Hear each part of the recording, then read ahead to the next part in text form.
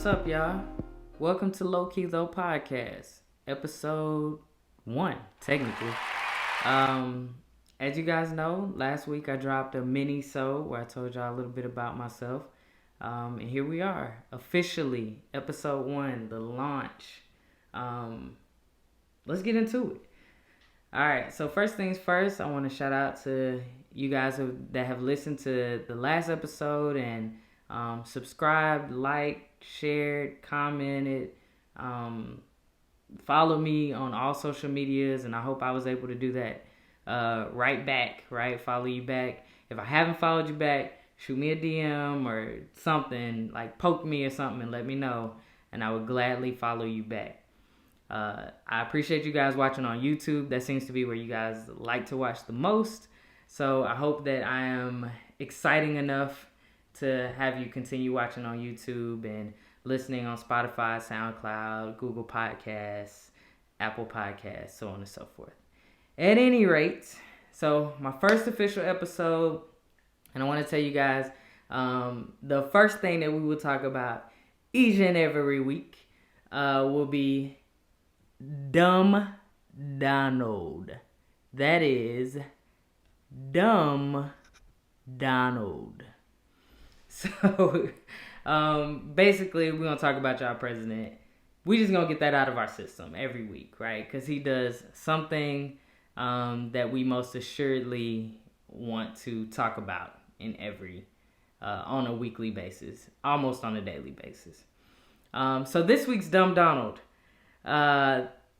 Your president went to Kenosha, Wisconsin, right? That is where Mr. Jacob Blake was shot in the back multiple times by police officers. 7 times to be exact. So Dumb Donald went to Kenosha to scope out the scene, assess damage, talk to the people, calm things.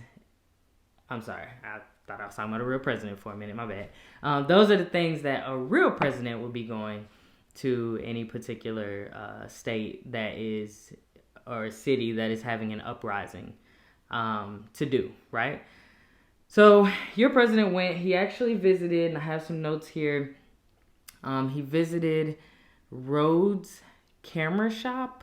It's like a 109-year-old camera shop situation in Kenosha, Wisconsin, in the words of my boy T-Pain. But he visited Rhodes Camera Shop.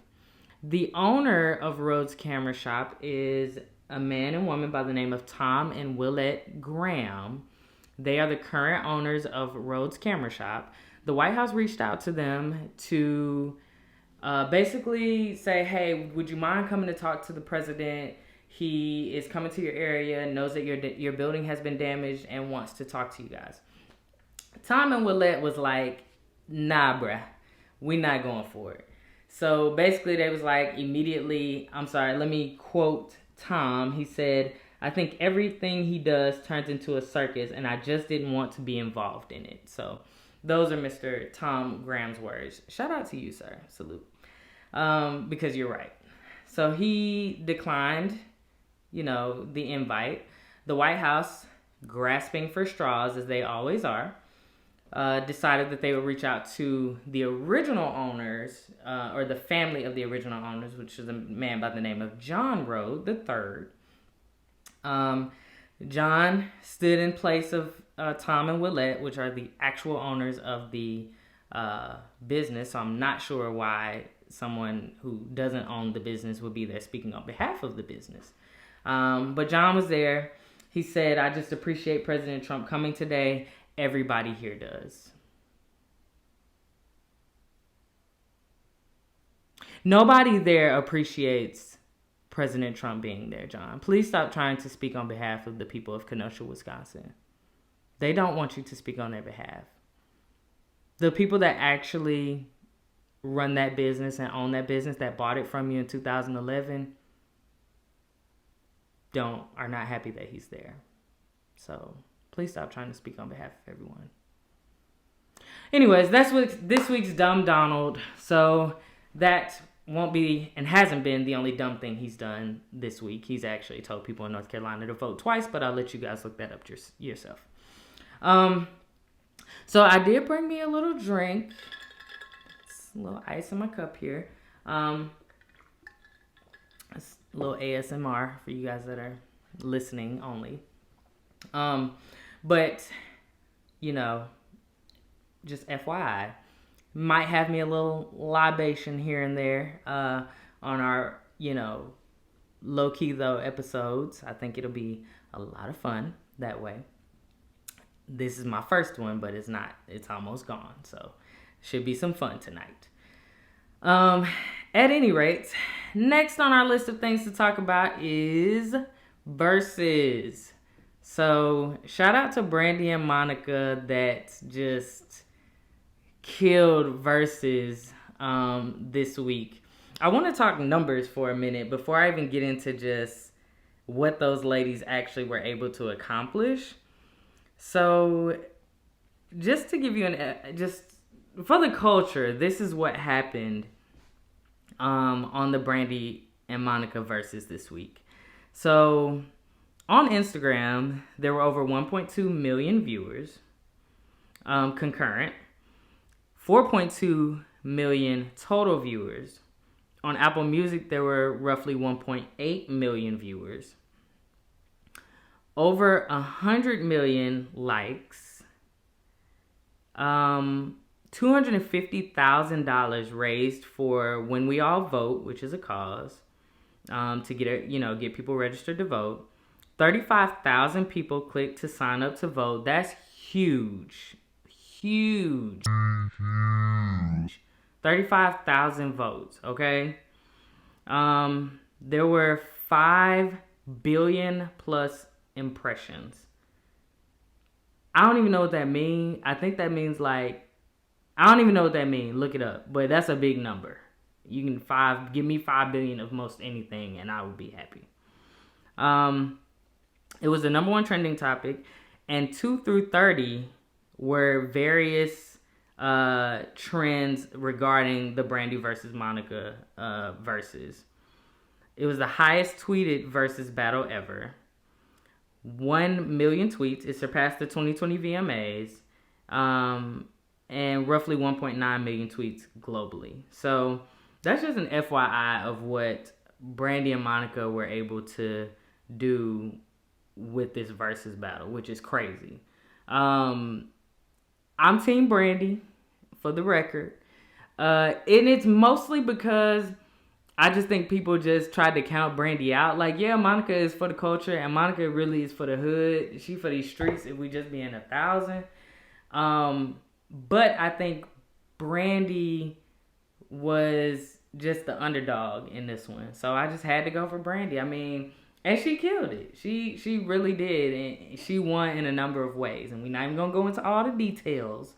But what they were able to do for the culture, I think, was huge. So in light of that, I'm going to play a little snip of The Boy's Mind for y'all. I might even sing it. Give me a little minute. Oh.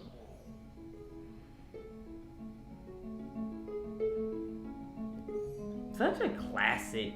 Such a joint. Like,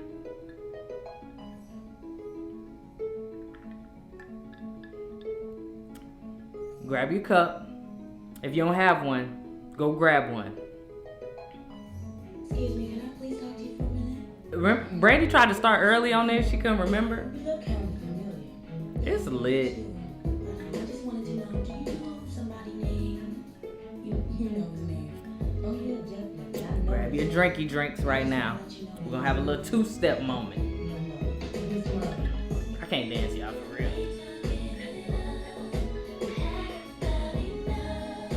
It's not hard to see the boy is mine.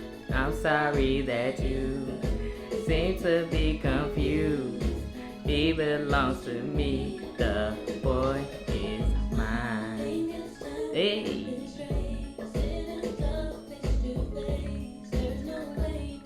If I was standing up, I'd be doing a mean two-step right now.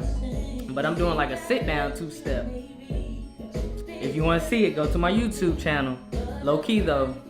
Check out my little mean two-step, sitting down two-step. Okay, we're going to cut that. It's okay. All right. At any rate, but seriously, what Monica and Brandy were able to do for the culture was huge. Shout out to them. Shout out to everybody that tuned in and like live tweeted and everything, because it just made it that much more exciting, that much more fun. Like, it was dope. It was super dope and super huge. And I really hope that you got a chance to see it, to be a part of it. And if you didn't, then I strongly suggest, taking advantage of YouTube and all the other outlets out there that are going to be replaying it, or that you can replay it on. So that's my song of the week for this week.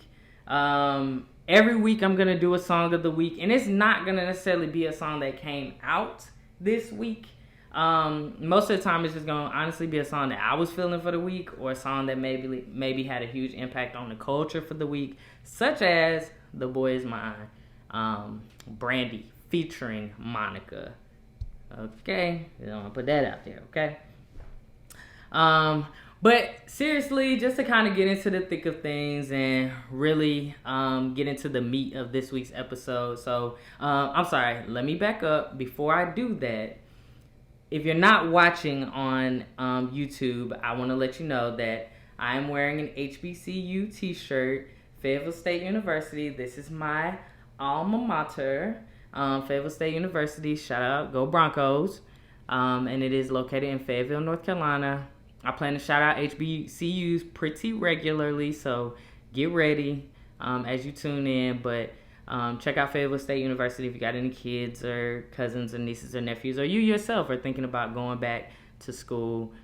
Check out Fayetteville State University in Fayetteville, North Carolina. Awesome school. Graduated me, or I graduated from there, however it's supposed to be said.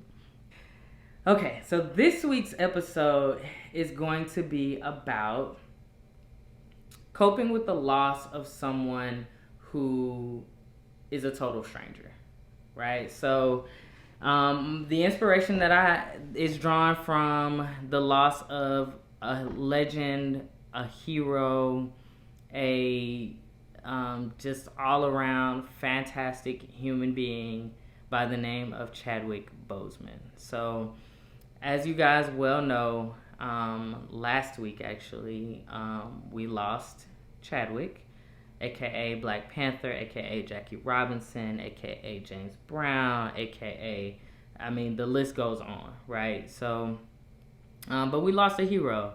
We lost a legend. A lot of boys lost their first ever black superhero, or kids. I won't even say boys, right? A lot of kids lost their first ever black superhero. And I just want to shout out his family and make sure that, we say prayers and send our prayers and our thoughts to them, because they need it. I can only imagine, the pain that they're going through. So Chadwick was battling colon cancer for 4 years, knowingly, and he lost that battle at the end of last week. So I just want to talk a little bit about the fact that it's okay to grieve, one, and that grieving looks different for different people, and that it's okay to grieve someone that you don't know, right? So he was a hero. For me, he was Black Panther. I know a lot of people, he made a lot of movies, and a lot of people have seen a lot of movies, but if you guys watched my last episode, you know that I shared with you that I do not like movie theaters, and I also am not a huge fan of movies. I don't like to sit down and sit still for hours at a time. I typically don't even binge watch shows. I watch a couple of episodes and then I go about the cabin, and I watch a couple more and go about the cabin. It's very hard for me to sit still for that long. I don't know what that means, but it's very hard for me to sit still for like 2-3 hours at a time. So I did not watch a ton of his movies. I'm going to be honest with you. Black Panther is the one that sold it for me in terms of Chadwick Boseman just as a hero and who he is as a person. Once I found out who he was, I began to follow him quite a bit and just see the things that he has done, and the things that he continued to do. And so because of that, he was a hero to me. He was a guy who was very selective in the roles that he played. He was very specific about the persona that he wanted to put out there. And for that, I appreciate him. I marvel at who he was as a person. And he's a HBCU graduate. He graduated from Howard University, so I know the Howard family and the Howard community is also in mourning, with his biological family. Michael B. Jordan wrote a beautiful piece in honor of Chadwick Boseman. I mean, he just touched a lot of lives. So I want to say that it is totally okay to grieve for someone that you don't know. And I know that may sound crazy, but just in January, there was the loss of two beautiful lives that we are familiar with. And that's Kobe and Gigi Bryant. Many of us cried tears. I myself cried. It took me a minute, right? I processed, and I took my time and processed that loss, and I did not actually cry until the 224 celebration of life that they had at the Staples Center. But I cried like a baby. I cried nearly the entire thing. And I think that's when it kind of hit me, and that's when it became real to me. And I would say to you, I have never in my life met Kobe Bryant. I have never even been a real fan of Kobe Bryant. I was a fan of basketball, or I am a fan of basketball and sports in general, but mostly basketball. And I've never been a Lakers fan. I didn't want LeBron to go to the Lakers because I'm actually a LeBron fan, because I didn't want to have to cheer for the Lakers, but go Lakers. But the reality is, I know that was the loss of not just a Laker, not just a basketball player, but a father, a husband, a son, a daddy, right? Not even just a father, but a daddy, right? A friend, just so many things, a hero. He was so many things to so many people, and when the magnitude of that loss just hit me, right? So that's truly why I shed those tears. But it's very uncommon for me to cry for someone I don't know. Now, I will say I'm a crybaby, and I will cry at the drop of a dime. However, to cry for someone, right, is just a different thing. So I want to say to you, it's okay to be sad. It's okay to be mourning the loss of someone that you don't know. You knew him the way that you knew him, or whoever it might be, right? For me, in this moment, I'm talking about Chadwick Boseman or Kobe Bryant, but in reality, it could be anybody that was a loss that you just don't know.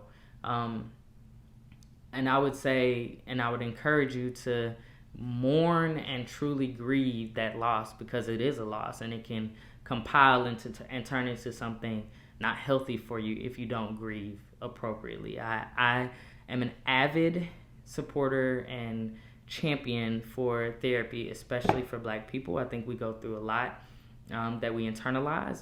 And there had literally been studies show that slavery still has impacts generations like down the line. So if you are a descendant of slavery, which all Black people are not, let's be clear about that, but if you are a descendant of slavery, you could have things going on in your mental that you don't even know where they came from. And I say that to say, I go to therapy, and my therapist once said to me, it's okay to grieve, but you have to grieve healthy, right? So, and that was after the loss of my grandmother. So it's okay to grieve, but I would encourage you to grieve healthy. Make sure that you're grieving in a way that you feel helps you get to that next step. Grieve in a way that's best for you. Don't try to dictate how you should grieve, and don't try to dictate how someone else should grieve. The reality is that we all need to grieve, And loss isn't just death. So let's make sure that we're clear about that too. Breaking up with someone, I went through this in therapy as well, right? I had a pretty big, significant breakup. And breaking up with someone is also, you take on a grieving process similar to death, right? You lose someone that you're used to having in your life. So whatever you could maybe grieving, whether it's the loss of someone physically, or whether, you know, in the physical sense, meaning they have literally transitioned on, or whether it's a loss of a relationship or a pet or whatever it is, grieve, but grieve healthy, right? I found something online that I want to share, and it's from melaninandmentalhealth.com. So it's a website, melaninandmentalhealth.com.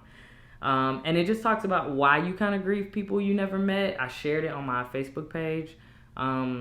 If you guys are following me on Facebook or friends with me on Facebook. And so a couple of reasons why you may grieve people you've never met. One, their work helped you get through a difficult time in our life, or in your life, sorry. So that to me speaks volumes, especially when it comes to like celebrities, when you use people's music to get through times, or you use movies or TV as an escape from reality, right? Because your reality is not as pleasant as the movie or the TV show. So it's okay to grieve people because they've helped you in that way, whether they knew they were helping you or not. Their work inspired your dreams or goals. That's so true, right? When you think about somebody like Kobe Bryant, who was super inspirational to people who play basketball, people who were just wanted to be dedicated and focused, like that Mamba mentality. Those are the types of impacts that people that you don't know can have on your life, especially celebrities. They modeled possibility.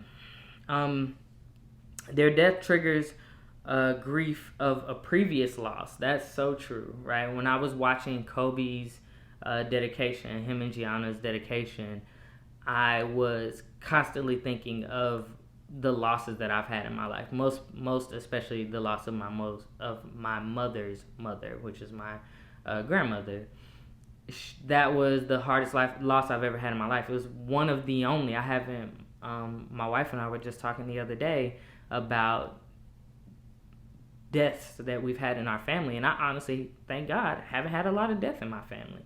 But my maternal grandmother was the most impactful, and it's just because of the relationship that we had. So I was constantly thinking about her, and I think that's another reason why I cried the entire funeral, the entire celebration of life for Kobe and Gianna. And then lastly, their passing activates your fears around death, 1,000%, right? Chadwick Boseman's death definitely had that impact for me. He was 43, I'm 35. So we're only 8 years apart, and he has been battling colon cancer for 4 years. So he was 39 when he was diagnosed.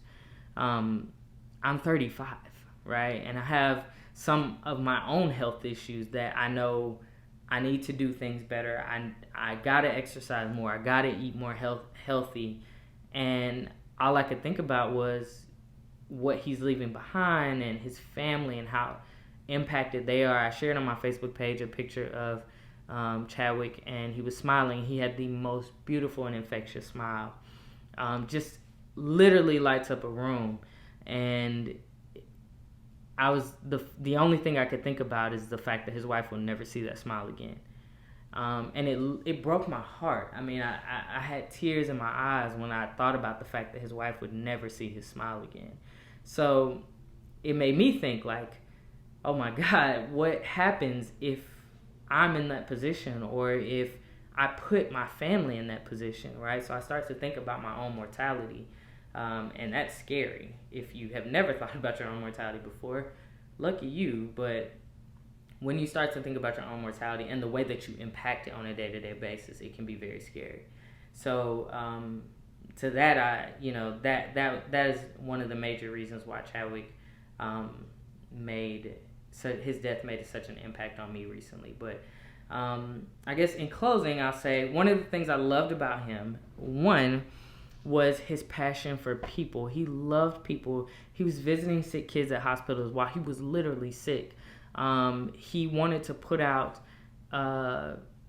such fantastic pieces of art in his race against mortality. It was just, his life as a whole is just so impactful, especially his latter years. But my favorite thing about him is the brother could dress.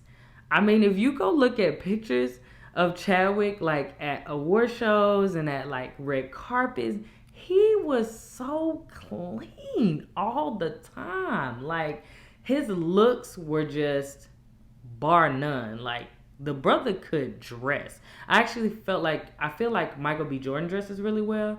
Chadwick outdresses Michael B. Jordan far and beyond. Like, the brother could dress. I love fashion, and I especially love men's fashion. And Chadwick was like, he was that guy. I love to see him on the red carpet. So that was one of the things I loved about him. I loved his smile. I loved the fact that he was so selective about the roles that he chose and the art that he wanted his name to be associated with. When you look at the roles he's done like over 15 movies, and they are all just so important, especially to Black culture. So he was just he was amazing. I mean, there's just no other way to put it. And I am sending all my thoughts and prayers to his family, to anybody that's grieving, anybody that's mourning right now, or grieving anything, right? Any kind of loss. My thoughts and prayers are with you. My love is with you. And I hope that this episode lets you know that it's okay, right? I can't tell you how to grieve. I'm not even going to try. I can't tell you what to grieve. That's ridiculous. But I can tell you that it's okay to grieve, and it's okay to grieve, but you got to grieve in a healthy way. So I guess this is the end of my official first episode. Thank you guys again for tuning in. I would ask that you like, share, subscribe on whatever platform that you choose to use. Thank you so much. Comment, leave me your feedback. Let me know what you want to hear me talk about and what you find important. And those are things that I hit on. I would love to answer questions. Like, if you want to send in anonymous questions, feel free to send them in the DMs of any LowKi Tho socials. So Instagram and Twitter are both LowKi Tho, LowKiTho. No, I'm sorry. Twitter and Facebook are both LowKi Tho, LowKiTho. Instagram is LowKiThoPodcast, LowKiThoPodcast. Send me any DMs with like questions you want me to answer, like kind of like Dear Abby style, Dear Kiki. But I would love to answer any questions you guys may have. Let me know what you want to hear. And as always, like, share, subscribe, all the buttons, wherever they are. Click them. And thanks for tuning in. Be safe. Take care of yourself. Love on your family. And most importantly, love on yourself. Peace.